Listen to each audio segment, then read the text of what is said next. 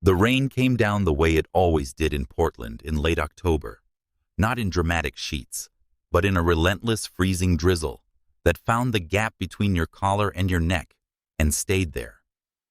It coated every surface in a thin, oily film that caught the orange glow of the sodium street lamps and held it so that the whole waterfront district looked slightly unreal, like a city seen through dirty glass. Officer Harlan Pruitt had patrolled these streets for 13 years. He knew every pothole on the Burnside waterfront, every decommissioned loading dock, every gap in the chain-link fencing behind the old Callaway cold storage facility. He knew the city the way a man knows a house he has lived in long enough to navigate in total darkness, not with admiration, but with the proprietary familiarity of someone who believes the place belongs to him. He was not a good police officer. He had never been a good police officer. He had been from the first week of his academy graduation, the kind of officer who understood the badge as a license rather than a responsibility, a permission slip issued by the city and protected by the union that allowed him to conduct himself on the streets of Portland according to his own internal set of rules, which bore only a passing resemblance to the ones written in the departmental handbook. 9 excessive force complaints over 13 years. 9. 3 from motorists. 2 from pedestrians stopped without probable cause. 1 from a store owner who had called the police for help and ended up filing the complaint himself. 3 more from individuals who had been arrested, charged with minor infractions, and then quietly released when the evidence didn't hold. 9 complaints, 9 investigations. 9 times the file had landed on the desk of Walt Greer union representative for the Ninth Precinct, who had been married to Pruitt's father's sister for 22 years, and who considered Harlan Pruitt a professional obligation and a personal project, and 9 times Greer had made the paperwork disappear. Walt was good at that. He had the administrative credentials, the political relationships, and the institutional knowledge of a man who understood exactly where the pressure points were and exactly how hard to press them. He knew which captains wanted to avoid controversy before their pension reviews, which internal affairs investigators could be managed with a carefully worded memo, and which complaint files were thin enough to dismiss on procedural grounds without anyone looking too hard at the substance. 9 times. 9 times Pruitt had been allowed to walk back out of the building, clip his badge back onto his belt, and return to the streets he considered his. Captain Leonard Foss, commanding officer of the Ninth Precinct, was not a corrupt man in the way that Greer was corrupt. He was something more common, and in many ways more damaging. He was a tired man. 58 years old, 14 months from his pension, he had spent 2 decades managing the gap between what the department was and what it was supposed to be, and he had made his peace with that gap by deciding it was not his job to close it. He reviewed Pruitt's file, when he had to sign the paperwork, when it was put in front of him, and accepted Greer's assurances with the practiced ease of a man who has learned that some problems resolve themselves if you give them enough time and enough distance. Pruitt knew all of this. He counted on it the way a man counts on a floor he has walked across 1,000 times, not consciously, not gratefully, just with the absolute unthinking confidence of someone who has never once felt it give way beneath him. On the night of October 14th at 2:03 in the morning, Pruitt turned his cruiser onto the service road that ran parallel to the Burnside waterfront and drove at an unhurried pace, his eyes moving across the wet concrete and chain-link fences with the practiced scan of a man who was not looking for anything in particular, but was very willing to find it. Beside him in the passenger seat, Officer Danny Slade sat with his hands folded on his knees and his eyes on the dashboard terminal with the careful attention of someone who did not want to be caught watching his training officer too closely. Slade was 24 years old, 3 weeks out of the academy. He had joined the Portland Police Bureau because his grandfather had been a state trooper in rural Oregon for 30 years and had retired with a clean record and a reputation the family still spoke of with quiet pride. Slade had wanted that. 3 weeks with Harlan Pruitt had introduced a persistent low-grade anxiety into his daily experience of the job that he was still trying to name. "Dead out here," Pruitt said, not to Slade specifically, but to the windshield to the night. He tapped 2 fingers against the steering wheel in a slow, bored rhythm. Nothing but freight containers and puddles. He paused. "You know what I hate more than the quiet?" Slade said nothing. He had learned quickly that Pruitt's questions were rarely questions. People who think quiet means everything's fine. Pruitt tilted his head slightly, his eyes scanning the lane ahead. Quiet means nobody's talking. Doesn't mean nothing's happening. Real police work isn't about paperwork. It's about instinct. You look at a street, you don't read it like a tourist. You read it like someone who knows what doesn't belong. He turned the cruiser onto the narrow lane that ran behind the defunct Callaway cold storage building. The headlights swept across a rusted loading dock, a cluster of industrial recycling bins, a stretch of cracked asphalt glistening under the rain. His eyes moved to the end of the lane. Stopped. At the far end, where the service alley between the Callaway building and the next warehouse ran east toward the waterfront. A figure stood motionless against the wall. Dark jacket, low cap, hands in pockets. Still. "Well," Pruitt said softly, and the boredom left his voice like water draining from a glass. "There we go." Slade squinted through the rain-beaded windshield. "Looks like someone staying out of the weather. Looks like someone who doesn't belong in this part of the waterfront at 2 in the morning. Pruitt's hand moved to the light bar switch. "That's the difference between you and me, Slade. You see a man. I see a question that needs answering." He brought the cruiser to a halt at the mouth of the alley, angled it to block the exit, and switched on the vehicle's spotlight. The light hit Marcus Webb like a physical thing. He had been standing in that alley for 23 minutes, absolutely motionless in the specific way that 14 years of fieldwork had taught him to be. Still not rigid, not tense, but settled, occupying the space with a quality that the human eye reads as belonging rather than waiting. The rain didn't bother him. The cold didn't bother him. He had stood in far worse conditions in places where the consequences of being noticed were considerably more permanent than a police interaction on a wet Portland street. He was 41 years old, 14-year veteran of the Federal Bureau of Investigation Organized Crime Division, former Army Ranger, 75th Regiment. He had the physical bearing of someone who had spent the better part of 2 decades being required to be ready for anything, at any moment. The kind of controlled economy to every movement that comes not from size, but from the permanent, bone-deep understanding that force is a resource you do not waste. Tonight he wore a tattered canvas jacket, gray and formless, with a torn shoulder seam he had carefully frayed 3 weeks ago. Beneath it, a dark flannel shirt and worn jeans, boots that had seen better years, a knit cap pulled low. He had spent 6 months cultivating this appearance, not a costume, but an identity lived in and inhabited with the commitment a serious actor brings to a long-running role. Accept the consequences of breaking character. Here were measured in lives and federal prosecutions, not reviews. His target was a weapons trafficking cell operating out of the converted Callaway cold storage facility 3 blocks east. The cell was moving stolen military-grade firearms through a distribution network stretching from Portland north to Seattle and east to Spokane. The cell's logistics coordinator, a man known only as Crossfield, had been Marcus's focus for 6 months.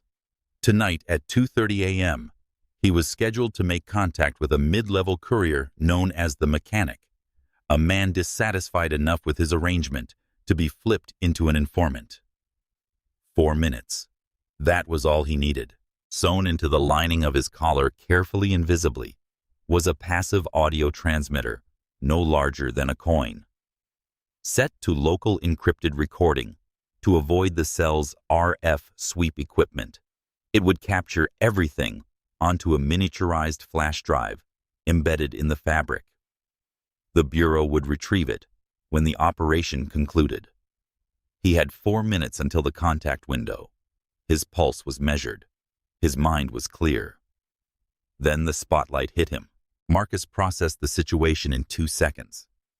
Portland PD cruiser angled to block the alley exit. 2 officers. High-intensity stop. The protocol for deep cover encounters with local law enforcement was unambiguous: comply. Fully submit to the stop. Allow the Bureau to clean it up afterward.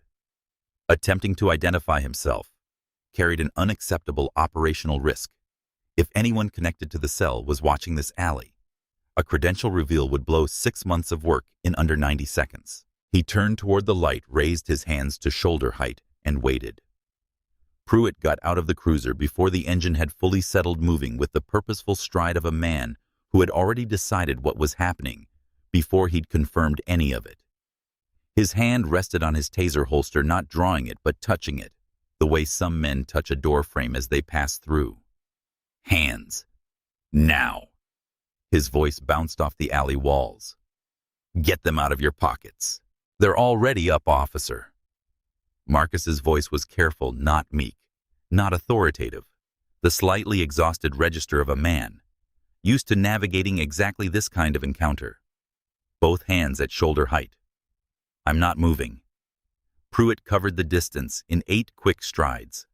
Behind him, Slade climbed out and positioned himself at the cruiser's hood, one hand on his belt, the spotlight at his back casting their shadows long and distorted against the brick. What are you doing out here? Pruitt stopped 4 feet from Marcus and performed the quick visual sweep, up, down pockets, waistband, hands. This facility's been closed since 2019. Nobody's got any business in this alley at 2 in the morning. Trying to stay out of the rain, Marcus said. He kept his hands visible, every movement deliberate and telegraphed. I know it's private property. I'll move on. You'll move when I tell you to move. Pruitt stepped closer, using his physical presence, the way he used most of his advantages, as a first language before words became necessary. Face the wall. Hands flat. Marcus turned. He placed both palms flat against the cold, wet brick of the Callaway building. He spread his feet to shoulder width. He said clearly, without urgency, Officer, I need you to know that I have identification in my left breast pocket. I'd like permission to reach for it. I didn't ask you about your pockets. Pruitt began the pat-down, rough, deliberate, less about safety and more about dominance. His hands moved down Marcus's sides, his back, his waistband. They found the firearm.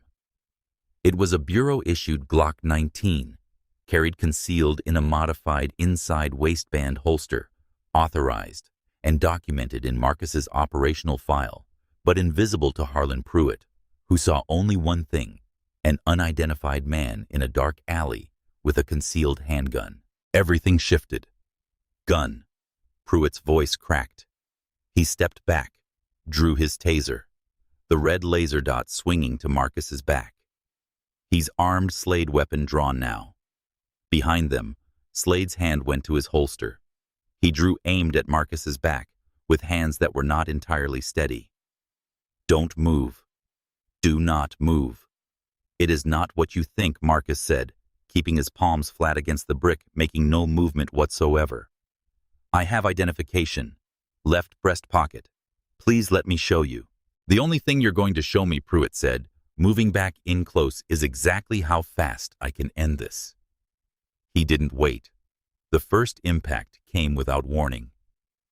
Pruitt drove his forearm hard into the back of Marcus's neck, using his full weight and forward momentum, slamming Marcus's face into the brick with a force that split his lower lip instantly and sent a white explosion of pain across his vision. The metallic taste of blood flooded his mouth immediately. Marcus's combat instincts cataloged his options in the time it took to draw a breath. He could break Pruitt's wrist with his left hand and create space in under 2 seconds. He could use the brick wall as leverage, turn into the officer's weight, redirect the force, and have Pruitt on the ground in 3. He could neutralize Slade, the rookie, untested hands, not steady, in another 2. 5 seconds, perhaps 6. He had done harder things in darker places with less preparation. He did not move, because doing so would mean assaulting 2 Portland police officers in an active undercover capacity, federal charges that would be difficult to untangle, regardless of context, and blowing a 6-month investigation that had cost the Bureau significant resources and at least one compromised informant. And because a panicked rookie was already aiming at his back at close range, the calculus arrived at a single conclusion. Take it. Trust the transmitter.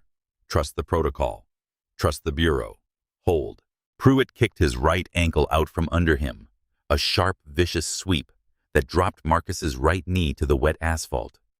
He grabbed Marcus by the collar and pulled him backward off the wall and threw him down. The back of Marcus's skull hit the ground, and the world swam.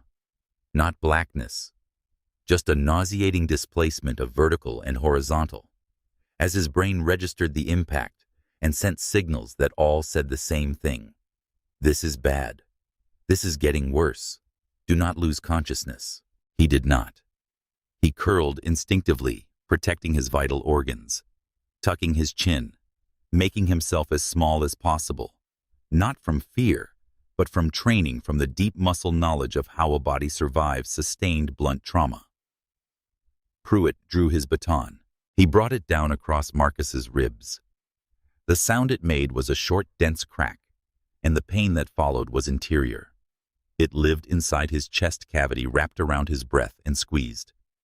Marcus's body tried to gasp and couldn't manage it fully. Mitchell, wait. Slade started taking a half-step forward. He's down. He's not. Watch the perimeter, Slade. Pruitt's voice was flat, controlled. The voice of a man doing something he had done before and expected to do again. This isn't your part. Slade stopped. He took his step back. He watched. The baton came down again, shoulders, then the upper back. Marcus gritted his teeth against the sounds his body wanted to make. His hands had moved to protect his head automatically. Through the rain and blood and the pounding of his own pulse, he could hear his voice quieter than he intended, because he didn't have the air to make it louder, saying the 2 words that constituted the entirety of his available legal recourse in that moment. Federal agent. The rain swallowed them. The baton didn't pause. Pruitt knelt. He pressed his knee into Marcus's broken ribs with his full weight, finding the specific spot that caused the most concentrated pain, and he leaned down until his face was close to Marcus's ear. His breath smelled of stale coffee and something chemical, like industrial cleaner. You are nothing, he said quietly, in the tone of someone saying something they genuinely believe. You are one more piece of garbage on my waterfront, and when I'm done with you tonight, you are going to disappear into a system that will hold you for a very long time, and nobody is going to look for you. He stood. He raised his boot. Marcus saw the shadow of it crossing the narrow column of light from the cruiser's spotlight. He had time to see it clearly, to understand what it meant to understand that he could not stop it, and to think with the strange clarity that sometimes arrives in the last moment before serious injury about the transmitter in his collar, and whether the Bureau would find it in time. Then the boot came down and the light went out. For approximately 4 seconds, the alley was very quiet. Pruitt stood over the unconscious man at his feet and breathed slow, deliberate breaths. The exhale slightly longer than the inhale, the physiological routine of a man returning from a place of elevated intensity. He looked at his baton. He looked at the dark, still shape on the wet asphalt and felt, as he had felt in the aftermath of each previous incident in his file, the particular cold satisfaction that he had long since stopped trying to examine. Then he got to work. The first thing was the body camera. He pressed the full deactivation button on his chest-mounted unit, not standby, the full deactivation, and the small red recording light blinked off. He had done this after excessive force incidents 6 times in 13 years. Each time the deactivation had been logged in the department's digital record system as a battery malfunction. Each time Walt Greer had reviewed the log. Each time Walt Greer had amended the notation to reflect the acceptable explanation. 6 times. This was number 7. He walked back to the cruiser where Slade stood still at the hood, still holding his weapon, his face doing something complicated that Pruitt didn't have time for. "Holster it," Pruitt said. "Encounter's over." "Is he?" Slade started. "He's breathing. Call it in." Pruitt reached for the radio. "Officer safety incident, armed suspect apprehended, medical transport required." Standard language. "Say it exactly like that." Slade hadn't holstered his weapon yet. He was still looking at the figure on the ground. He said he had ID. He said it twice. "Before you, Slade." Pruitt's voice did not rise. It simply changed quality the way a temperature changes in a room when a window opens, not dramatic, but immediately uncomfortable. "Look at me." Slade looked at him. He was armed. He resisted. He took a fighting stance and made a movement toward my belt. Pruitt said each sentence with the unhurried deliberateness of someone laying tiles. "That is what happened tonight. That is what your camera recorded because you positioned yourself at the perimeter, which means your footage shows exactly what I need it to show." Slade was quiet. Something moved behind his eyes. "You have been on the job for 3 weeks," Pruitt continued. "You have no record, no complaints, no union protections yet, and no senior officer who is going to stand up for you if this gets complicated. I have 13 years a union rep who has made serious problems disappear, and a captain who would rather eat glass than deal with a misconduct investigation." He let that sit. "You back my report, or you don't have a career to develop. Are we clear?" Slade's jaw was tight. He looked at the unconscious man in the alley. He looked at Pruitt. He nodded. And in the nodding, in the 3 seconds it took for him to make that choice, something settled into Danny Slade's chest that would stay there heavy and permanent for every day of the next 8 months. He did not know yet that it would eventually become unbearable. He only knew that he was nodding, and that the nodding felt like the worst thing he had ever done. Pruitt turned back to the radio and called it in the language exact practice the specific phrasing of 9 prior incident reports distilled into a 30-second transmission. He collected Marcus's tattered canvas jacket, the wallet that had fallen onto the asphalt, and the Bureau-issued Glock 19, bagging them in evidence marked John Doe / unknown armed suspect. In the column marked Identifying Documents, he wrote, "None found." He did not check the breast pocket of Marcus's jacket. He wrote the evidence log in the car while they waited for the ambulance, his handwriting measured and unhurried in the blue-white glow of the interior lights. 40 feet behind him, a woman named Delia Marsh stood inside the Callaway Building's loading dock exit, watching through the chain-link gap. She was 58 years old, worked the overnight cleaning shift, and had been waiting for the rain to ease before walking to her car. She had been there since before the cruiser's spotlight came on. She had seen the stop. She had seen the man comply. She had seen what came after. She took out her phone. She looked at it for a long moment, her thumb hovering over the screen. Then she put it back in her pocket. Not because she didn't care, but because she had learned through 60 years of living in a city that mostly looked through her rather than at her, that caring and being able to do something about it were not always the same thing. She walked to her car in the rain, her keys in her hand, the sound of the ambulance growing in the distance behind her. She drove home. She did not sleep. In the morning, she would call the FBI field office from her kitchen table with a cup of tea she didn't drink, and she would leave a message, and she would not know whether anyone would call back. But she would call, because 60 years had also taught her that the only thing worse than not being heard was not speaking. The first thing Marcus was aware of was the smell, bleach and iodine, and the particular antiseptic flatness of recycled hospital air, cold, slightly stale. He had woken up in hospital rooms before, and his body knew what the smell meant before his conscious mind caught up with it. You are horizontal. You are in a controlled environment. You are alive." He tried to move his right arm and heard the chain before he felt the cuff. He forced his left eye open. His right was swollen fully shut, a tight, hot, rhythmic pressure that told him the orbital bone had taken a significant impact. The fluorescent lights burned his retinas. He lay still for a moment, assessing before moving, taking slow and careful stock. Fractured ribs at minimum 2, possibly 3. Every shallow breath arrived with a precise localized pain on the left side of his chest. The back of his skull was tender in the way that suggests a significant concussion, and his vision had a slight lag to it, the visual processing delay of a brain that had absorbed a serious blow and was compensating. Dried blood on the left side of his face from the brick. He took 12 seconds to complete the inventory. Then he turned his head and looked at the room. Harlan Pruitt was sitting in the visitor's chair in the corner of room 412, casually scrolling through his phone with the relaxed posture of a man who was very comfortable in a situation that was very uncomfortable for everyone else.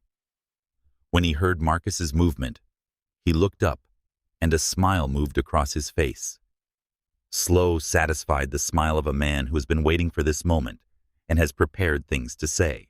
"Sleeping Beauty," Pruitt said, setting down his phone and walking to the foot of the bed.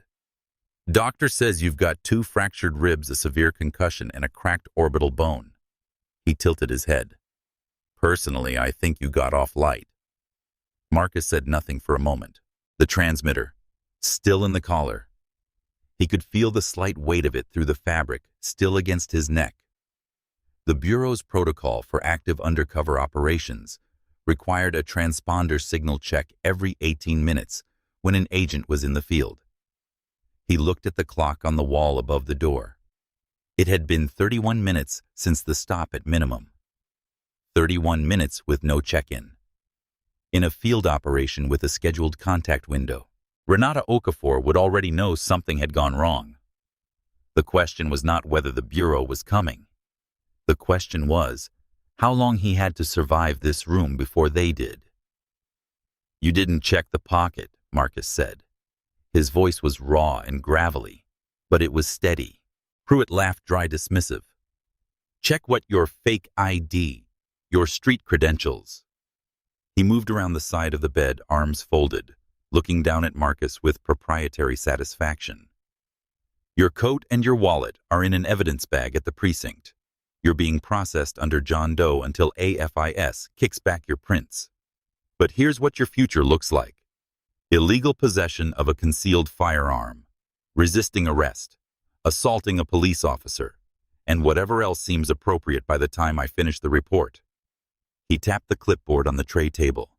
"I write the narrative, buddy. And in my narrative, you reached for my weapon. You're going away for a very long time."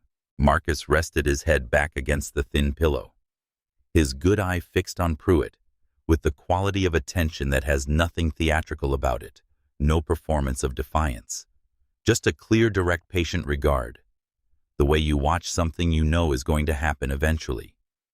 "You're a dead man walking, Pruitt," he said quietly, not as a threat, as an assessment. Pruitt's expression shifted, a flicker of something behind the smugness quickly suppressed, replaced by a harder version of the same expression. He stepped forward and grabbed the bed rail with both hands, leaning over the bed, closing the space between them. "You want to catch another beating in here, tough guy?" "Because I will." He held there for a moment, his face close, his breathing slightly elevated. Then he straightened, adjusted his duty belt, and walked back to his chair with the casually confident stride of a man who has just won an argument. After Pruitt picked up his phone and the room settled into its particular quality of silence, the silence of a man who believes he has the only power in it, Marcus turned his face toward the wall. He stayed that way for a long moment, not from defeat, from the specific effort of containing something that had no useful outlet in this room, in these cuffs, with this man 4 feet away. He had been trained to manage fear. He had been trained to manage pain. Nobody had ever specifically trained him for this. The experience of lying in a hospital bed broken in 3 places, listening to the man who had broken him, make coffee jokes, and being required by every professional and tactical consideration available to him to do absolutely nothing about it. He breathed in. He breathed out. Then he looked at the clock on the wall, calculated the bureau's next transponder window, and went back to waiting. He was very good at waiting. He had never hated it more than he did in that moment, and he allowed himself exactly that, the private wordless acknowledgement of what this actually cost, before he put it away and went back to work. Supervisory Special Agent Renata Okafor had been at her desk in the Portland field office since 1:15 a.m., not because she had been called in, but because a scheduled undercover contact window existed for 2:30 a.m., involving one of her best agents, and Renata Okafor did not wait at home when her agents were in the field during sensitive operational windows. At 2:22 a.m., her monitoring terminal flagged the first anomaly. Marcus's transponder signal had gone offline. She looked at the terminal for exactly 3 seconds. Then she began working. Jenkins. Analyst Carrie Jenkins was at her desk across the room. Pull dispatch logs for the waterfront sector 215 to current. Cross-reference with any Portland PD radio traffic from the Callaway facility vicinity. The cross-reference took 4 minutes. A Portland PD officer's safety call at 2:21 a.m. Burnside waterfront sector armed suspect apprehended, medical transport requested. Subject transported to Providence Hospital. Marcus's transponder re-established signal, simultaneously fixed position. Providence Hospital, 4th floor. Okafor did not convene a meeting. She called the federal duty judge, directly stated Marcus's name and assignment classification, and had a no-knock warrant for the Ninth Precinct evidence locker authorized in 11 minutes. Quick response team assembled, and in vehicles in 16. She pulled Marcus's personnel file one more time before walking out.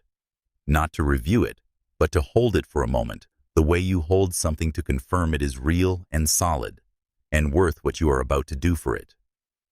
His Ranger record. 2 distinguished service commendations. 6 completed undercover operations, 4 of which had resulted in major federal prosecutions. She put the file down, picked up her jacket, and walked out of the office. She did not spend time imagining what she was going to find in that hospital room.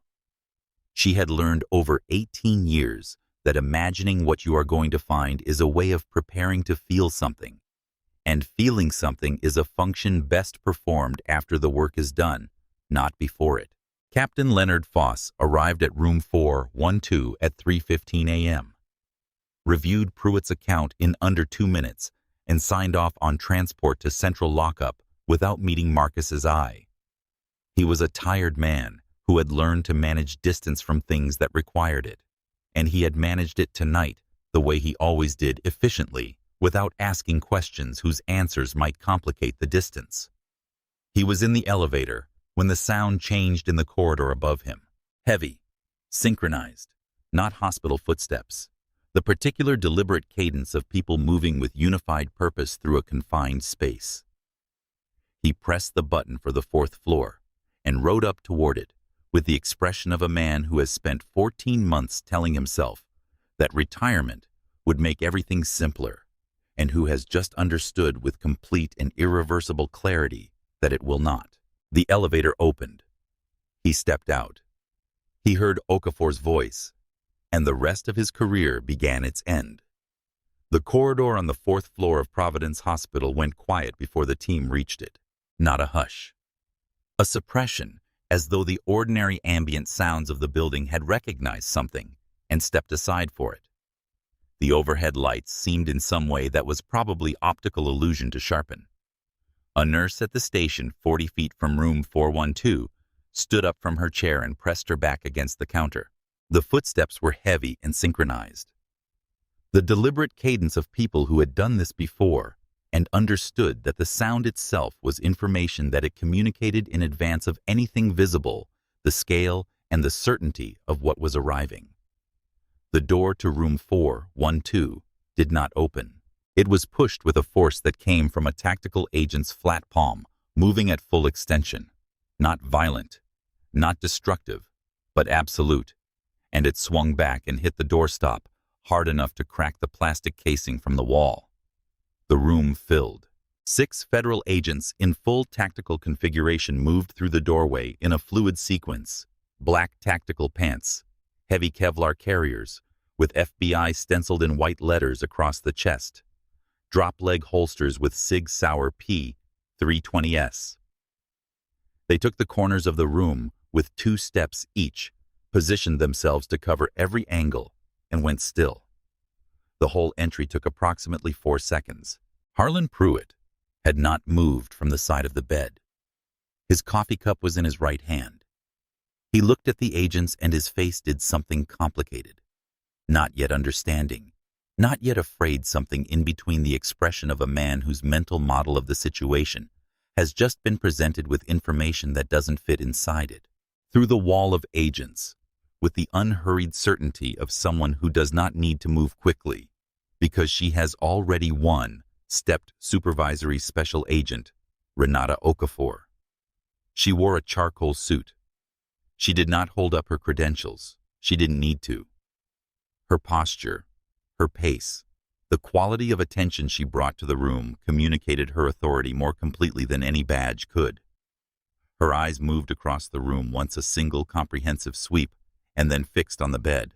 She walked to the bedside. She looked at Marcus. She looked at the swollen eye, the bandaged ribs visible where the hospital gown gaped, the cuffs chaining his wrist to the rail, with the no-slack tightness of someone who had applied them with unnecessary force. She looked at his face, the dried blood, the split lip, the careful, measured expression of a man who had been holding himself in one piece by force of will for an indeterminate period and had the discipline to keep doing it until help arrived. "Agent Webb," she said. Her voice was level, clear, and carried into every corner of the silent room. "What is your status?" The word agent hit the room like a physical object. Marcus looked at her.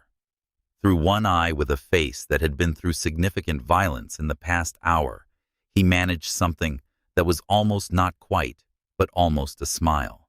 "Cover's blown, boss," he said. His voice was rough from the bruised throat and the blood he'd swallowed and the simple exhaustion of holding himself in one piece for the past hour. "But I'm still breathing." For a moment the room was so quiet that the hum of the fluorescent light above the bed was audible. Then the moment broke, and several things happened at once. Captain Foss, who had followed the agents through the door and positioned himself near the frame, let his hand drop from his reading glasses. His face performed a rapid, involuntary rearrangement from confusion to recognition, to comprehension, to something that went beyond dismay, into the territory of a man who has just understood the full weight of what he allowed to happen on his watch. He turned his head slowly toward Pruitt. Pruitt was standing at the bedside of the man he had beaten unconscious in a waterfront alley 3 hours ago, and his mouth was open.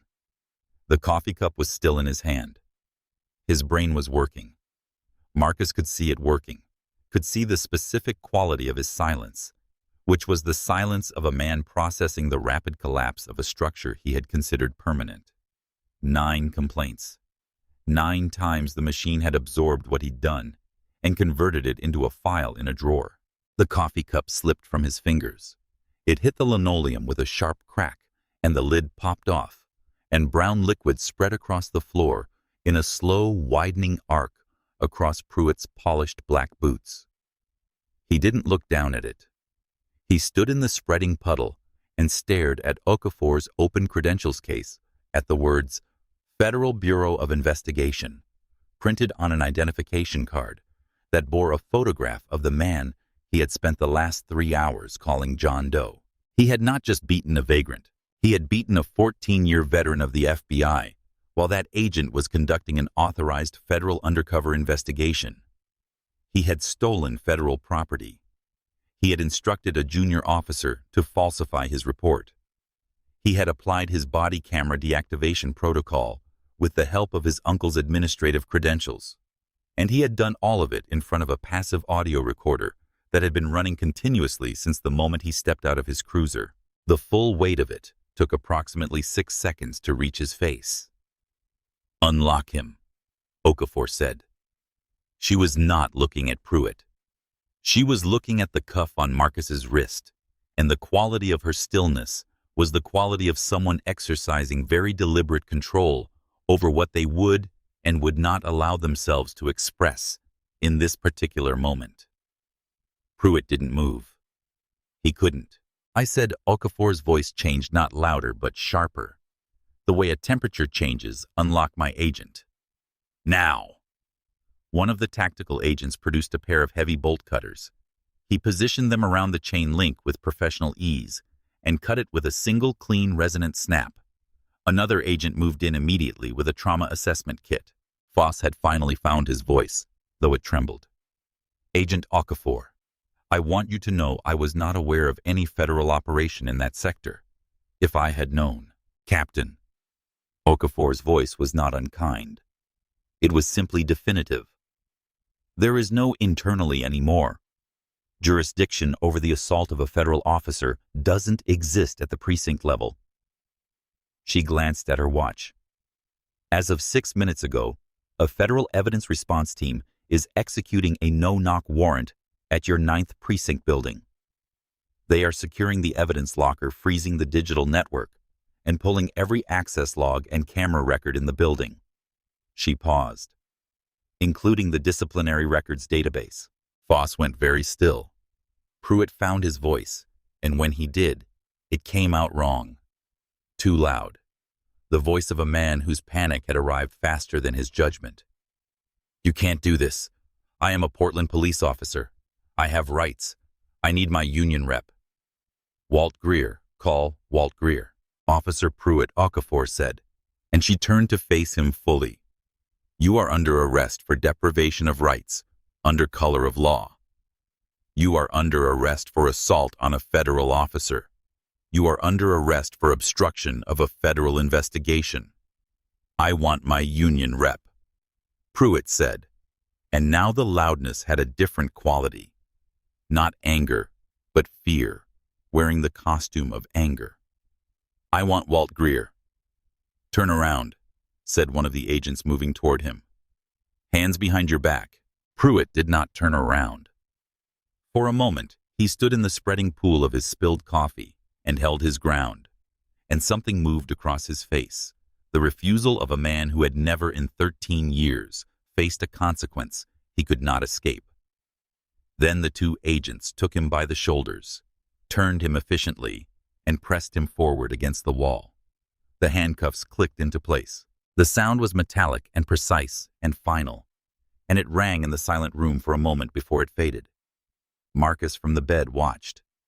He had pushed himself up to a partial sitting position, one arm braced against the mattress, his good eye following the arc of the moment, with the careful attention of someone who has waited for something for a long time and wants to be present when it arrives. From the doorframe, Captain Leonard Foss watched the tactical agents walk Harlan Pruitt toward the door. Pruitt's shoulders were rigid, his chin up, performing a dignity the moment had already stripped from him completely. He passed close to Foss, and their eyes met briefly. Foss's face holding the expression of a man confronting, without the luxury of distance, what he had been complicit in, and then Pruitt was through the door and gone. The corridor swallowed the sound of his footsteps. The room was quiet. Walt Greer called Douglas Alton from the Ninth Precinct parking lot before he went inside. It was 4:17 a.m. He was already framing, already working the phones, already doing what he had done 9 times before managing the first hours, because the first hours were the hours that shaped everything that came after. He explained the situation to Alton in 8 sentences. Alton's response was immediate.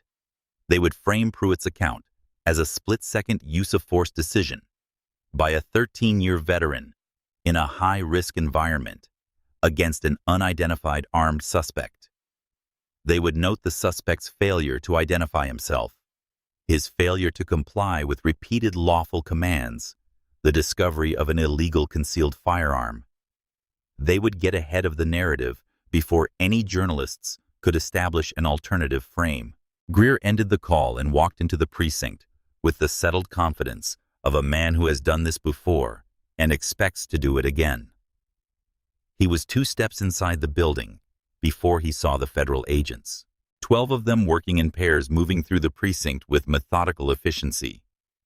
1 pair at the evidence locker, 1 pair at the IT terminal in the records room, 2 pairs in the main bullpen, 2 more in the equipment room documenting every item in the camera checkout log.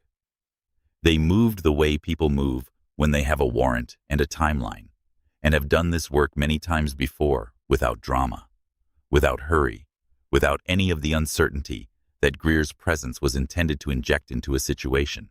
A lead agent approached before Greer reached the inner door. "Sir, this facility is currently under a federal warrant. I need to see your identification, and I need you to remain in the lobby until I've confirmed your authorization level." Greer drew himself up. 22 years of the union's brand of institutional authority had given him a posture and a tone that had in the past been sufficient to redirect most conversations. "I am the senior union representative for this precinct. These are my members, and they have rights. You do not have the authority to. This is the warrant." The agent held it out clean, signed federally authorized Judge Ferris's signature at the bottom, a scope that covered every inch of the Ninth Precinct's physical and digital infrastructure. "You're welcome to read it in the lobby." Greer read the warrant. He read it carefully, because he was a man who understood documents, and because the specific language of a warrant told you exactly how much trouble you were actually in. He read it twice. Then he sat down in one of the lobby chairs, placed his leather portfolio on his knees, and called Douglas Alton back. "It's federal," he said when Alton answered. "Full scope. Digital records, physical evidence, camera logs." A pause. "Yes. Everything." He sat in the lobby chair and waited, and for the first time in 9 incidents and 13 years, the wait had a quality to it that was entirely different from all the previous waits. The FBI's evidence response team reached Marcus's tattered canvas jacket at 4:44 a.m. It was in the evidence locker, tagged under John Doe /unknown armed suspect, bagged with the wallet and the Glock. The technical specialist assigned to the jacket was a bureau forensic examiner named Patterson. He had been processing undercover agent equipment for 11 years. He recognized the transmitter before he finished examining the caller. He extracted the drive with the care of someone removing something irreplaceable, ran it through the decryption protocol using Marcus's operational code, confirmed the timestamp and integrity of the recording chain, put on his headphones, and listened.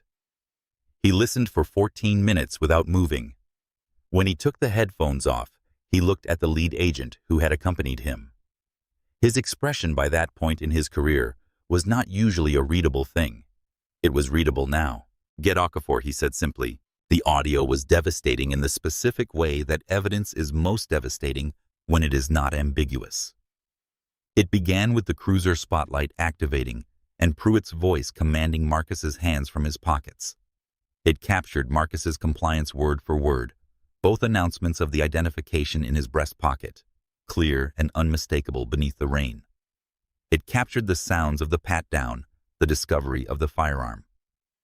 And then the sounds not described, not interpreted, simply recorded, of a man being beaten with a baton on wet concrete while his voice said "federal agent" twice and was ignored both times. It captured Pruitt's words during the neon ribs moment. Every syllable preserved at 192 kilohertz. But the transmitter audio was not the second thing the evidence response team found. The second thing was in the digital records. The Bureau's digital forensics specialist, an analyst named Devereaux, approached records the way an archaeologist approaches a site where the most important artifacts are not the visible ones, but the ones that have been deliberately removed. He pulled the Ninth Precinct's full camera system log, every body camera activation, every deactivation, every record modification for the past 4 years within the first 40 minutes of executing the warrant. Pruitt's body camera deactivation at 2:21 a.m. was there, timestamped exactly as Pruitt had executed it, and exactly as it had been logged on 6 prior occasions under the notation battery malfunction. What was also there was the subsequent modification. At 3:08 a.m., 47 minutes after the incident, a login event appeared in the disciplinary records database. The credentials belonged to Walter Greer, union representative, who had been issued administrative access for the legitimate purpose of reviewing filed complaints. Those credentials had been used from a precinct terminal to access Pruitt's disciplinary file. A notation had been added to the body camera deactivation record, identical in language to the 6 prior notations. The modification timestamp was 3:09 a.m. Greer had done it from the precinct's own system, logged in under his own name, 47 minutes after the incident, while Marcus Webb was handcuffed to a hospital bed in room 412.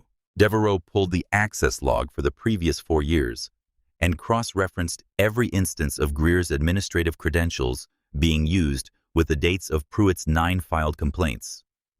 In 7 of 9 instances, the credentials had been used within 72 hours of a complaint being filed. In 6 of those 7, the complaint had been subsequently modified, notated, or transferred to a status category that effectively suspended its processing indefinitely. Greer had not just been protecting Pruitt tonight. He had been protecting him for years in the very system designed to expose what he was doing, logged in under his own name. Devereaux looked at the full log for a long moment. Something moved across his face. Then he flagged every relevant record save the complete documentation package to the Bureau's secure server and called Okafor. "We have the transmitter audio," he said. "And we have something else." The Federal Holding Facility Visitation Room was functional, in the way that all such facilities were functional, adequate, institutional, designed for the temporary processing of people whose circumstances had recently changed significantly for the worse. The acoustics gave every sound a slightly too direct quality. Douglas Alton sat with his leather portfolio open in front of him and watched Harlan Pruitt across the metal table with the expression of a man performing a service he was paid to perform and was very good at, but who was developing significant concerns about the trajectory of this particular situation. Pruitt looked worse than Alton had expected. Not physically, Pruitt had not been mistreated in holding, but in the specific way that men look when they have been running on certainty for a long time, and the certainty has been abruptly removed. The arrogance was still there in the set of his jaw, but it was performing now, which was different from simply being there. "Tell me again," Alton said, "about the moment you found the weapon." Pruitt told him. The account was smooth, practiced, consistent, the account of a man who had generated similar accounts 8 times before. Alton made a note. Then he opened his laptop, turned it toward Pruitt, and pressed play. The audio filled the small room with an immediacy that no courtroom would have matched in this space. With no distance, the sounds were simply present. Rain. Then Pruitt's voice. Then Marcus Webb's voice, steady and compliant, announcing the identification in his breast pocket, with a clarity that left no room for interpretation. Then the sounds of the baton. Pruitt's face changed while he listened. Not dramatically, but something behind his eyes adjusted. Recalculated, arrived somewhere it had not been before. Alton stopped the playback. "He told you he had ID," Alton said. He was not accusatory. He was a lawyer establishing a fact. On the recording, before any physical contact, before the weapon was discovered. He announced it clearly. Then the physical contact began. Pruitt's jaw was tight. The situation was, "I also need to tell you," Alton said, cutting across him with practiced smoothness, "about Walt Greer." He turned to a new page on his legal pad. The FBI's digital forensics review of the precinct record system has documented 7 instances in which Greer's administrative credentials were used to modify or suppress filed complaints against you. The access log timestamps correspond directly with complaint filing dates. His login appears at 3:09 a.m. this morning, 47 minutes after the incident modifying your body camera deactivation record. He let that sit for a moment. This constitutes 8 separate counts of civil rights conspiracy under federal statute. He paused. "Walt Greer is currently being interviewed in a room in this building." Pruitt's head came up. He's here. 2 floors up in interview room C. Walter Greer sat across from 2 federal agents with his leather portfolio on the table in front of him closed. He had arrived expecting a conversation, the kind he had navigated dozens of times over 22 years, in rooms not unlike this one, with people who had institutional leverage, but not quite enough of it. He had arrived with the specific confidence of a man who considers himself very good at his job. The agents did not raise their voices. They opened a laptop and showed him the access log, every credential use, every modification, timestamp, every deleted complaint entry in precise chronological order, his own login ID on every line. Entry after entry after entry. 9 years of Pruitt's complaint files systematically managed. The dates lined up with the precision of a bookkeeper's ledger, which was exactly what it was. Greer looked at the screen for a long time. He looked at the first entry from 4 years ago, 6 days after a motorist filed a complaint about Pruitt's conduct during a traffic stop on Burnside. He looked at the last entry 3:09 a.m. that morning, 47 minutes after a federal agent was beaten unconscious in a waterfront alley. His leather portfolio slipped off the edge of the table. He didn't reach for it. He sat in the interview room chair with his hands flat on his knees and looked at the log and looked at the first agent, who held his gaze steadily, without expression, with the particular patience of someone who has already won and is simply waiting for the other person to understand it. "I'd like a lawyer," Greer said. The agent nodded. "Of course." He reached over and closed the laptop. Then he said in the same unhurried tone, "Mr. Greer, before your attorney arrives, the pension review process for federal civil rights convictions typically begins within 30 days of indictment. I mention it only so you have accurate information." Greer looked at the closed laptop. He looked at his portfolio on the floor, its contents fanned slightly across the linoleum. He did not pick it up. He sat in the chair with the specific stillness of a man for whom the floor has just stopped being, the floor for whom every system of support that has held him upright for 22 years has, in the space of 60 seconds, revealed itself to be something entirely different from what he had believed it to be.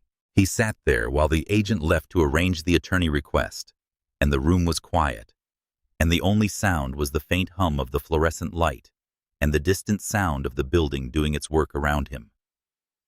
22 years, 9 incidents, his own name on every line. He sat there and did not move. Danny Slade had not slept. He had been brought to a separate interview room at 5:30 a.m. and offered coffee, which he accepted, and food, which he did not. He was still in his uniform minus the duty belt, and the uniform felt in the quality of the fluorescent light in that room, like something he was wearing for the last time, which was a feeling he had not anticipated having, and which had been sitting in his chest since roughly the moment he watched Harlan Pruitt's handcuffs click shut in the hospital room 4 hours ago. He was 24 years old, 3 weeks on the job. He had joined because of his grandfather, who had worn a uniform for 30 years with a clean record and a reputation the family still talked about. He had wanted that. Not the money, not the authority, but the specific, uncomplicated moral clarity of doing a job that helped people in moments when they most needed help. He could not stop seeing Marcus Webb's face against the alley brickwork. Assistant United States Attorney Claudine Marsh came into the interview room at 6:15 a.m. She was 43, methodical, with the economy of movement and language of someone who had spent 20 years building federal cases. She did not perform warmth. She did not perform sternness. She simply sat down across from Slade with a folder and looked at him with the direct, unhurried attention of someone who had all the time she needed. "Officer Slade," she said, "I want to tell you what we already know, and then I want to tell you what we're offering, in that order." She laid out the transmitter audio described without playing it, because she wanted Slade to understand what was on it, without the emotional impact of hearing it and potentially closing down. She described Pruitt's body camera deactivation. She described Greer's access log and what it showed. Then she placed a single document in front of Slade. "Your body camera," she said. "You dimmed it." The audio remained active. Slade looked at the document. He had known since the moment he chose to dim rather than fully deactivate, a decision made in a fraction of a second in the dark of the cruiser before they had even stopped, that this choice was either going to matter enormously or not at all. He had not known which. Now he knew. "It captured Officer Pruitt's instructions to you in the cruiser," Marsh said prior to the stop. His characterization of what he intended to do, his guidance on report writing following the incident, and his statement that he had handled situations like this before and had people in place to make it disappear. She paused. "That's a significant piece of the evidentiary record, Officer Slade. What we are offering is full immunity from prosecution for your role in the incident and the subsequent false reporting in exchange for your complete cooperation and your testimony at trial." She set the immunity agreement on the table between them. Slade looked at it for a long time. Claudine Marsh, who was very good at this, who had learned that the most important thing you could do in a room like this was hold still and let the silence work, did not move or speak. He thought about his grandfather, who had come home every night with his record clean and his conscience clean, and had never, as far as Slade knew, found himself in a room like this one, facing a choice like this one. He thought about the figure on the wet asphalt curled against the baton, not fighting back, trusting something to eventually be right. He thought about standing at the perimeter. He thought about how the nod had felt, and how it had continued to feel heavy and permanent in the center of his chest every day since. He picked up the pen. His hand was completely steady when he signed, not because he was unafraid, but because the fear and the decision existed in separate rooms inside him, and he had already locked the first one and was standing in the second. He set the pen down. He looked at the table. "What happens now?" he asked. "Now," Marsh said, "you tell me everything from the beginning and we write it down."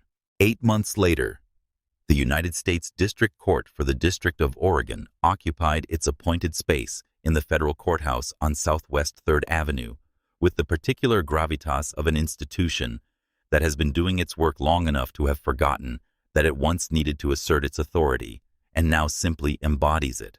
Outside, on the morning that the trial of United States versus Harlan Pruitt began, there were news vans and a crowd that had gathered with the energy of people who understand that something significant is occurring, even if they cannot fully articulate what. Signs, some handmade, some printed with the careful design of organized advocacy organizations. A news crew from the local affiliate was setting up across the street, inside the courtroom of the Honorable Judge Adele Whitmore, former civil rights attorney, federal appointee. The ambient temperature was cool, and the light was the amber white of high-grade institutional fixtures. Judge Whitmore was 62 years old, precise in her language, precise in her application of procedural standards, and precisely intolerant of any attempt by any party to substitute performance for substance in her courtroom. At the defense table sat Harlan Pruitt in a gray suit that looked like it had been purchased for this occasion and had not been worn enough times to stop looking like that. He was thinner than he had been 8 months ago. The holding facility and the pretrial period had redistributed the confidence that had previously occupied that physical space, replacing it with something more careful and considerably less comfortable. Douglas Alton sat beside him with his leather portfolio and practiced composure, making small, neat notes. At the prosecution table, AUSA Claudine Marsh arranged her materials with the systematic thoroughness of someone who had been building this case for 8 months and knew exactly where everything was and why it was there. Behind the prosecution table in the first row of the gallery sat Marcus Webb. He wore a navy suit, tailored, well-maintained. A faint, pale scar traced the line through his left eyebrow, the mark left by the orbital fracture's healing process barely visible except in certain light, and then clearly visible once you knew to look. When he held himself in the wooden gallery seat, there was a slight stiffness in his upper back, a subtle quality of care in how he settled his posture. That was the residue of the rib fractures, and would remain with him, his doctor had said, probably permanently. He looked at Harlan Pruitt with the expression of a man who has spent 8 months waiting for a room like this, and has in that time come to understand that what he wants from it is not revenge, which is a feeling, but accountability, which is a fact. Behind Marcus, 2 rows back, sat a woman he had never met. Delia Marsh, no relation to the prosecutor, wore her good coat, the one she kept for occasions, and held her purse on her lap with both hands. She had driven downtown from her apartment in the Lentz neighborhood, parked 3 blocks away, and walked to the courthouse in the October cold, because a federal agent's assistant had called her back 7 months ago, and she had given a recorded statement. And then a month later, she had been told that her statement had been formally received and documented. And then she had been told the trial date, and she had written it on her kitchen calendar in her careful, upright handwriting. She had not been subpoenaed. She was not a witness. She was simply a woman who had seen something through a chain-link fence at 2 in the morning and had decided that seeing it all the way through mattered. Judge Whitmore entered. The courtroom rose and then sat. Claudine Marsh presented the government's opening argument for 19 minutes. She did not tell a story. She did not perform outrage. She laid out a sequence of documented facts, each one specific, each one sourced, each one connected to the next, with the clean, deliberate logic of a woman who understands that a case built on facts does not need to be dramatized. The jury listened with the focused attention of people who had been waiting for the information that would make sense of why they were there. When she finished, she sat down. Alton's opening was longer and less effective. It attempted to contextualize the incident within a framework of split-second decision-making under dangerous conditions, a narrative that would have been considerably more persuasive in the absence of a 47-minute audio recording, a body camera whose audio had been preserved, and a digital access log documenting 9 years of complaint suppression. On the second day, Marsh played a portion of the transmitter audio. The courtroom, which had been managing its attention with the trained patience of a room full of people doing their civic duty, went very quiet when the first sounds came through the speakers.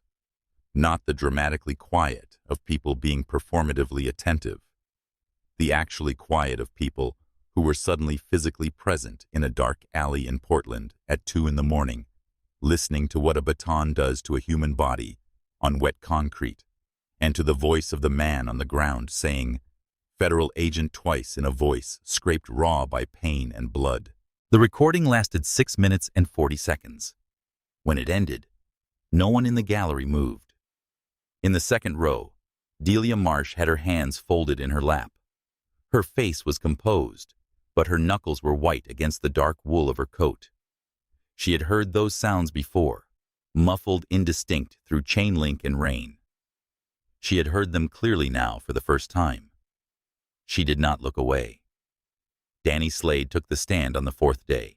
He was wearing his dress uniform. Not Marsh's suggestion, his own choice. And when Alton objected to the optics of it, Marsh noted simply that a witness was entitled to wear whatever they chose. Slade had chosen the uniform because he had joined the force to be a particular kind of officer, and walking into that courtroom in civilian clothes would have felt like a disavowal of something he still believed in, even if he had, for 3 critical weeks, failed to live up to it. He was 24 years old, and he looked at earnest, slightly pale, with the particular composure of someone who has made a difficult decision and is now committed to executing it regardless of the personal cost. He did not look at Pruitt when he was sworn in. Marsh guided him through it methodically, starting at the beginning. The sector patrol. Pruitt's words in the cruiser about instinct and belonging and finding the thing that doesn't fit. The moment the spotlight found Marcus in the alley. The stop. When Officer Pruitt approached the subject, Marsh said, "Did the subject display any sign of aggression or threatening behavior?" "No." Slade's voice was steady. He had his hands visible at shoulder height before Officer Pruitt reached him. He complied with every command immediately. When Officer Pruitt conducted the pat-down and discovered the concealed firearm, did the subject reach for the weapon or make any movement toward Officer Pruitt's person? Number a pause. Officer Pruitt found it during the pat-down. Agent Webb's hands were flat on the wall the entire time. What happened immediately after the weapon was discovered? Slade looked at his hands for a moment. A brief pause, not from reluctance, from accuracy, from the effort of a young man who has decided to be precise about something painful. Then he looked up. Officer Pruitt grabbed Agent Webb by the back of his collar and drove his face into the wall. Then he pulled him backward and threw him down. Then he drew his baton. The gallery was very still. Before the physical contact began, Marsh said, "Did Agent Webb announce that he had identification?" "Yes." "Twice." Slade's voice was very even. "He said there was ID in his left breast pocket." "He said it the first time before Officer Pruitt initiated the pat-down." "He said it a second time after the weapon was found." Officer Pruitt told him he didn't care. "What did you do during the beating?" The pause before Slade answered was not long, but it was honest. I stepped forward. I said, "Wait." Officer Pruitt told me to watch the perimeter. He looked at his hands again. I went back to the perimeter. Silence in the courtroom. After the incident, what did Officer Pruitt tell you? He told me to report it as an officer safety incident. He described Agent Webb's behavior, combative lunging at his belt, refusing commands, and told me to write my report to reflect that description. Slade's jaw was tight. He told me that if I didn't back his account, my career was over before it started. He said nobody would believe a rookie over a 13-year veteran. Did you believe him? A pause that contained in its few seconds something true and difficult and not comfortable to sit with. I was 24 years old, Slade said. I'd been on the job for 3 weeks. He looked at the jury directly. I was afraid. Yes, I believed him. He did not add anything to that. He did not explain or justify. He simply let the fact of it sit in the courtroom air where it belonged. Alton's cross-examination pressed Slade on the immunity agreement, whether fear of prosecution had shaped his account, whether he was trading testimony for self-preservation. Slade acknowledged the immunity agreement without deflection, and then stated simply that the account he had given was the account of what he had witnessed, and that the transmitter audio, which he had now heard in full, corroborated every element of it. The cross-examination did not recover what it had gone in to challenge. Marcus testified on the 6th day. He took the stand in the Navy suit and answered the preliminary questions in a voice that was measured, clear, and possessed of the specific authority of someone who has been trained in the accurate, unembellished reporting of facts. He walked the jury through the undercover operation from its origin, the weapons trafficking cell, the 6 months of preparation, the mechanic, the 2:30 contact window. He explained the transmitter and how it worked. He explained the operational protocol for law enforcement encounters during deep cover. When Officer Pruitt began the physical contact, Marsh said you had the physical capacity to defend yourself. Yes. Why didn't you? Marcus was quiet for a moment. The courtroom was very still, because doing so would have assaulted 2 law enforcement officers, ended a 6-month investigation, and risked being shot by a frightened rookie whose weapon was already drawn and aimed at my back. He paused. And because the protocol exists for a reason, the Bureau's structure is designed to handle exactly this situation. I trusted the structure to do what it was designed to do, even while being beaten. Even then. He looked at the jury. I said, "Federal agent," twice, loud enough to hear, both times. He let that sit. Marsh then played the transmitter audio in full. The courtroom sat in silence for 6 minutes and 40 seconds. The jury listened to the rain and the commands and the compliance and the twice-announced identification that was not checked, and the sounds of the baton and the voice on the ground saying, "Federal agent in a register, scraped clean of everything, except the essential information the man needed to convey. When it ended, one juror in the back row looked at her hands, then at the wall, then back at the witness box, where Marcus Webb sat with his hands folded on the railing and his face composed and his eyes patient. In the gallery, Delia Marsh was looking at her own hands. She had worked the overnight cleaning shift at the Callaway building for 11 years. She had walked past that alley hundreds of times. She had seen plenty of things in that neighborhood she could not do anything about, and she had learned to carry them and keep moving because that was what you did. She was done with that now. She had decided to be done with it the morning she called the FBI from her kitchen table, with a cup of tea going cold in front of her. She had not known when she made that call what it would lead to. She knew now. She sat in the gallery of the federal courthouse and let herself be glad she had called. The defense rested without calling Pruitt to the stand. Alton made a brief closing argument that invoked the difficulty of split-second policing decisions and the importance of not judging them by the clarity of hindsight. He said it competently. It landed the way things land when the evidence has already decided the verdict, and everyone in the room knows it. Marsh's closing argument was 11 minutes. The last thing she said before she sat down was, "You have heard what happened.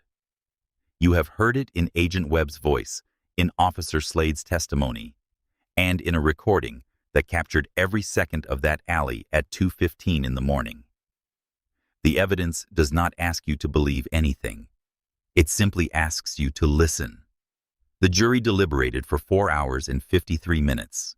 Harlan Pruitt sat at the defense table during that time, with a quality of stillness that was entirely unlike the stillness he had brought to 13 years of police work. That stillness had been the stillness of a man at rest in a world arranged to his convenience. This was the stillness of a man holding himself in place against something that was pulling at him very hard. When the foreperson stood, Pruitt's hands went to the edge of the table. He gripped it with both hands and his knuckles whitened, and he sat that way, while the foreperson, a middle-aged woman in a gray cardigan, who had been throughout the trial, the juror whose face gave the least away, unfolded a sheet of paper and looked at it. "On the count of deprivation of rights under color of law," she said, and her voice was level and clear, "we, the jury, find the defendant Harlan Pruitt guilty." Someone in the gallery made a sound, suppressed quickly, but present the sharp intake of breath that is also a release, the sound of something held for a long time being allowed to let go. "On the count of assault on a federal officer, we find the defendant guilty." Douglas Alton made a note on his legal pad with the mechanical action of a man doing the only thing available to him. "On the count of obstruction of a federal investigation, we find the defendant guilty." Pruitt's hands tightened on the table edge until the table registered it a slight, barely audible creak of pressured wood. Judge Whitmore received the verdict form, reviewed it, thanked the jury for their service, and set the sentencing hearing for 2 weeks hence. The sentencing hearing was brief. Alton offered mitigating circumstances, 13 years of service commendations in the file, no prior criminal record. He presented them competently and without apparent expectation that they would significantly alter the outcome. Judge Whitmore looked at Harlan Pruitt for a long, measured moment before she began. "Officer Pruitt," she said, and her voice had the quality of a room cleared of everything except its essential function. "You were given a badge and a weapon and the authority to enforce the law in this city.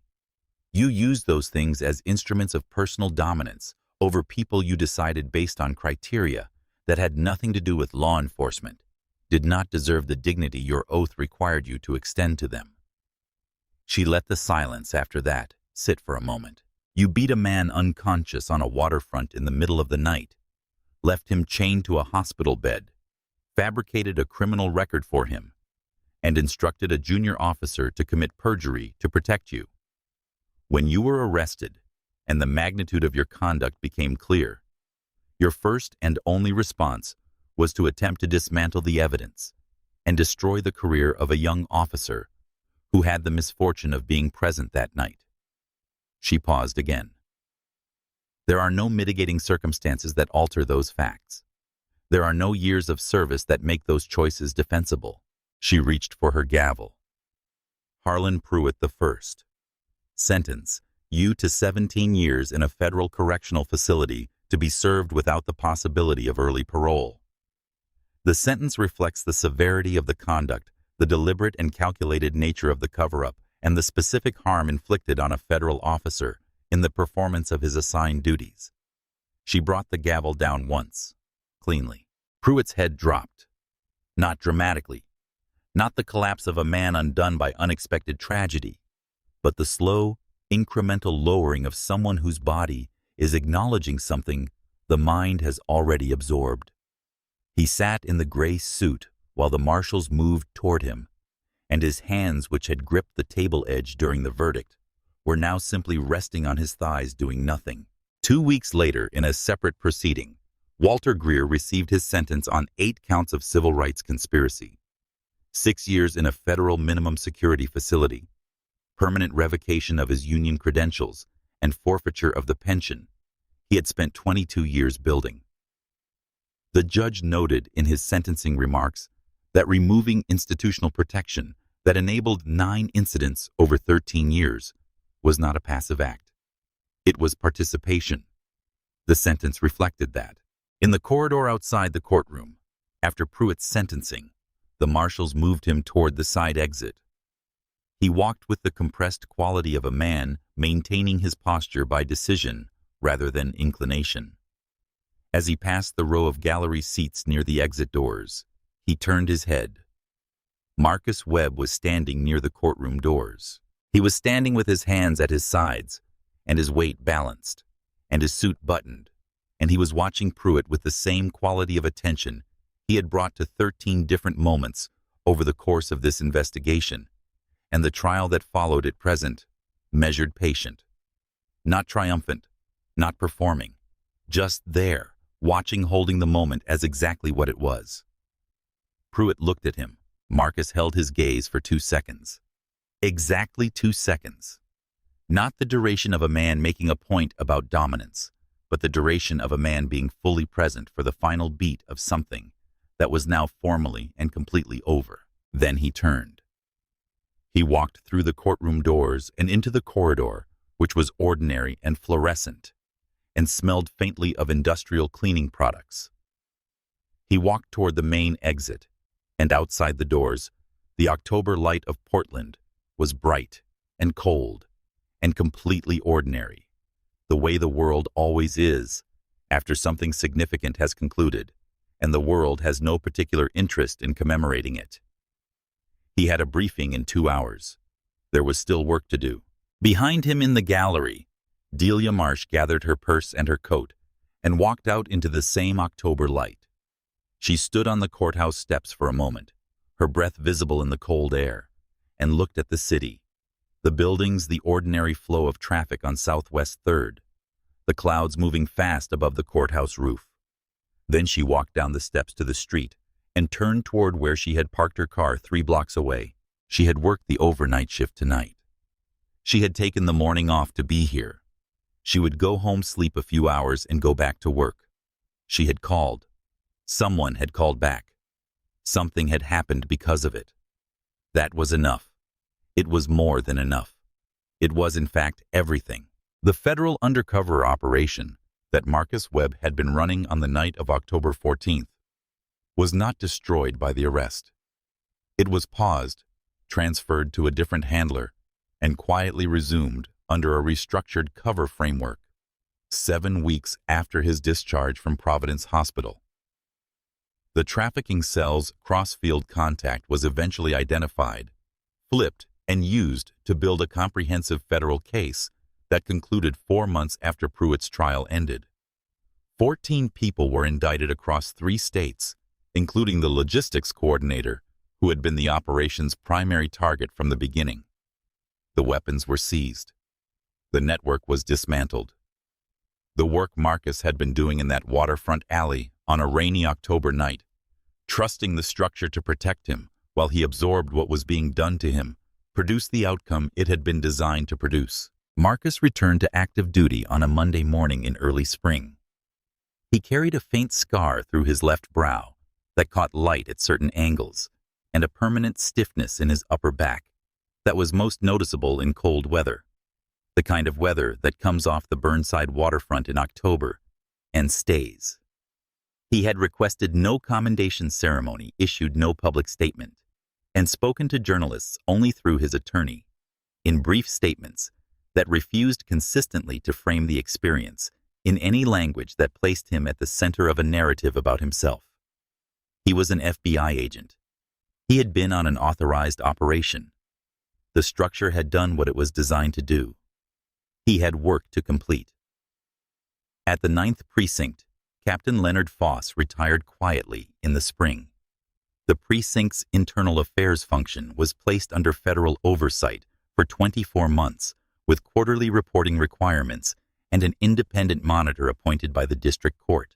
Danny Slade was reassigned at his own request to a community liaison unit in a different district, where he spent the following 2 years learning methodically and without fanfare how to do the job the way his grandfather had done it, with consistency, with restraint, and with the professional honesty that costs something real to maintain, and is for that reason worth maintaining.